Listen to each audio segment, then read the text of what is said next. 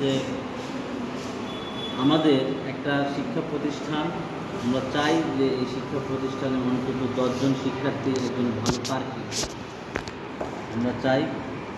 কারণ আমরা দেখেছি প্রতি বছরই কোনো না কোনো দিবস উপলক্ষে হোক, কোনো মহান ব্যক্তির জন্মদিন উপলক্ষে হোক, স্কুলে বিতর্ক প্রতিযোগিতা আয়োজন করা হয় বা উপজেলা পর্যায়ে বিতর্ক প্রতিযোগিতার আয়োজন করে।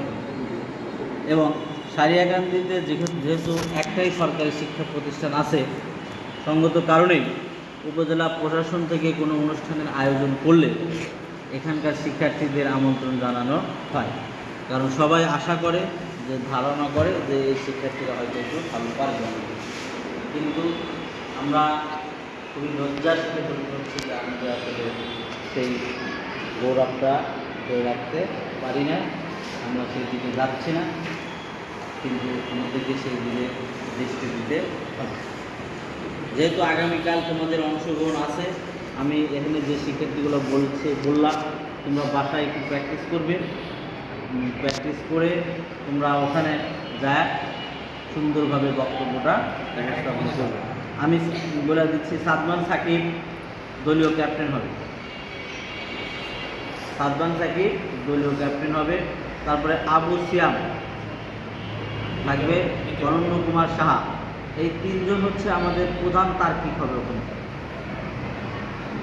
আর সামিউল, জিম এবং মেজবাউল এরা অবশ্যই প্রস্তুতি নিয়ে, এদেরকে বেশি প্রস্তুতি নিয়ে যাবে। প্রস্তুতি নিয়ে তোমরা যে যে বিষয়টা নোট করবে, সেই নোট করে ওদেরকে হেল্প করবে। এখন দেখা গেল যে মানুষের দুনিয়া, অসুখ বিসুখের সমস্যা হতে পারে, তখন দেখা যাচ্ছে যে আমার একজন আসতে পারলো না, তার তখন তোমাদের মধ্যে একজনকে সেখানে পার্টিসিপেট করতে হবে। এই জন্য আমরা 3 জনের বিকল্প 3 জন নিচ্ছি, ঠিক আছে?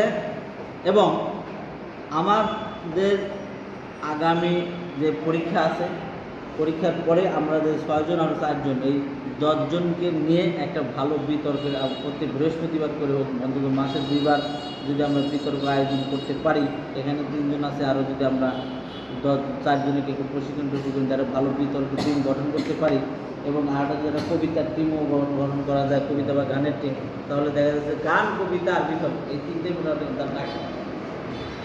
আর খেলাধুলা যাইতে।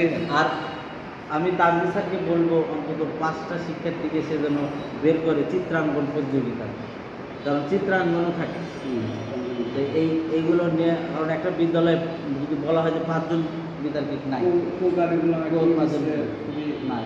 তাহলে পরে মারাত্মক খারাপ অবস্থা হয়। আসলে চর্চা করা দরকার। এখানে তোমাদের যে বিতর্কটা করলাম, এখানে কিছু কিছু বিষয় আছে, যেমন ধরো যে 3টা বিষয়ে আমি ক্যাটাগরাইজ করছি। ধরো উপস্থাপনা, একটা বিষয় গভীরতাটা খুব ভালো করে দেখা হয়। যেমন তুমি হয়তো মোহাম্মদ সাল্লাল্লাহু আলাইহি ওয়াসাল্লামের কথা বলা, এরকম আরও যারা আছে যারা এতিম বা পরিবার থেকে বিচ্ছিন্ন, হ্যাঁ, তাদের নাম লিস্ট করা, তারা কীভাবে পরিবার ছাড়াও নিজে প্রতিষ্ঠিত হয়েছে, এপিজে আব্দুল কালাম বা আরও মনীষী অনেকেই আছে, হ্যাঁ, তাদের নামগুলো তুমি করো, হ্যাঁ। তারপরে ধরো যে যারা পক্ষে আছে, পরিবার পক্ষে কারা, তোমার পক্ষে আছে, ধরো পক্ষে আছে যারা, তারা ধরো যে পরিবার, তুমি প্রথম কথাটাই আসতে হচ্ছে যে পরিবার দুর্নীতি দমনে মুখ্য ভূমিকা পালন করে। প্রথম কথাটাই পরিবার, তাহলে পরিবারটাকে তুমি হচ্ছে করলা, আগে বিশ্লেষণ, আগে তোমার পরিবারের সংজ্ঞাটা করতে হবে। হ্যাঁ, তোরা কিন্তু পরিবারের সংজ্ঞা সার দিবে, পরিবার কাকে বলে এই বিষয়ে 2-1 জন কি সংজ্ঞা দিচ্ছে, মনীষীরা কি দিছে, এখন তো জ্ঞান বই চর্চা করলে পাওয়া যায়।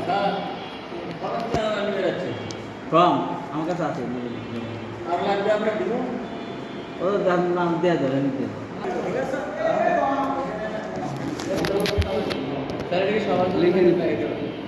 সব তোর ক্লাসটা থাকবে। এখন আমি যে কথা পয়েন্টার বলতেছি যে বক্তব্যের চর্চা করতে হবে।